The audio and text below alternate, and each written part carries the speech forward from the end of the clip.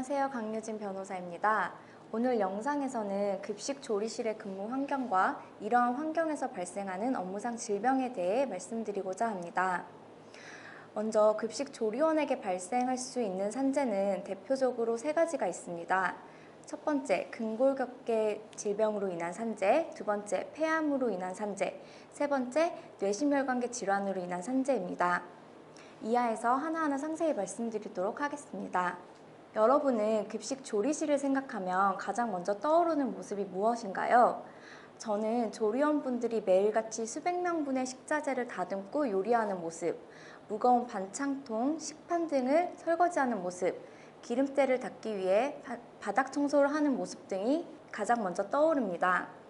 이처럼 장기간 부적절한 자세로 중량물을 반복적으로 다루는 행위는 추간팔 탈출증, 회전근개 파열, 손목 터널 증후군 등 근골격계 질환 발병 위험을 크게 높일 수 있습니다.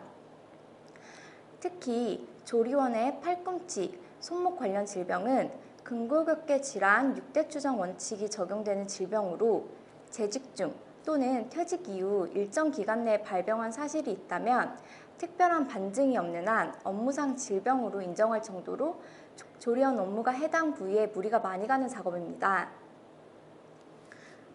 다음으로는 급식 조리원의 폐암에 대해 설명드리겠습니다.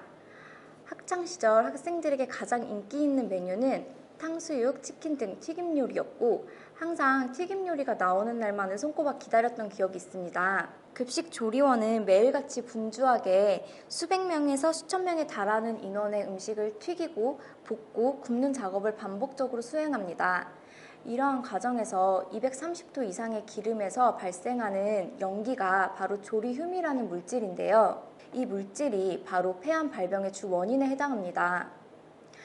급식 조리실은 외부에서 유입되는 먼지나 이물질을 막기 위해 창문을 닫는 등 대체적으로 폐쇄된 환경에서 음식을 하기 때문에 조리가 시작되면 각종 연기와 수증기가 발생합니다.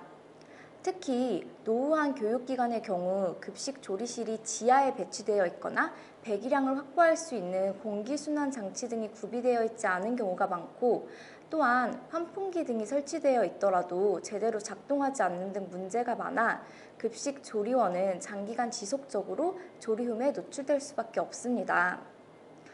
근로복지공단은 2021년에 이르러서야 비로소 폐암으로 사망한 급식 조리원에 대하여 최초로 산재 승인을 하였고 이후 급식 조리원 폐암 산재 신청이 꾸준히 이루어지고 있습니다.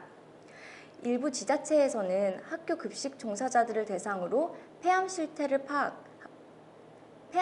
파악하고 근로자의 건강보호를 위해 대대적인 건강검진을 실시하고 있습니다. 마지막으로 급식 조리원은 급성 심근경색, 뇌출혈 등 뇌심혈관계 질병에 유의해야 합니다.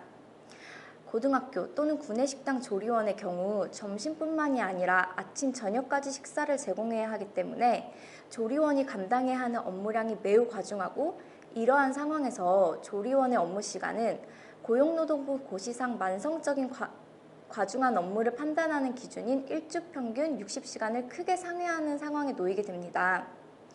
높은 육체적 강도와 정신적 긴장, 그리고 앞서 지적한 중량물 작업 등 근골격계 부담 작업, 조리흉은 조리원의 과로와 스트레스를 가중시키는 요소로 작용해 조리원들의 뇌심혈관계 질병 위험을 크게 높이고 있습니다.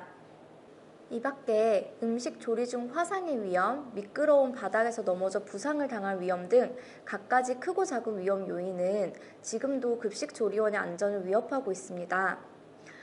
최근 폐암 산재 승인으로 인하여 대대적으로 급식 노동 환경 개선에 대한 움직임이 일어나고 있는 만큼 급식 조리 근로자분들의 처우가 개선되길 바라며 혹여나 업무 중 이상을 느끼신 분들은 반드시 건강검진을 통해 건강 상태를 체크해 보시길 바라며 질병 발생 시 산재를 신청하여 승인을 받으시길 바랍니다. 감사합니다.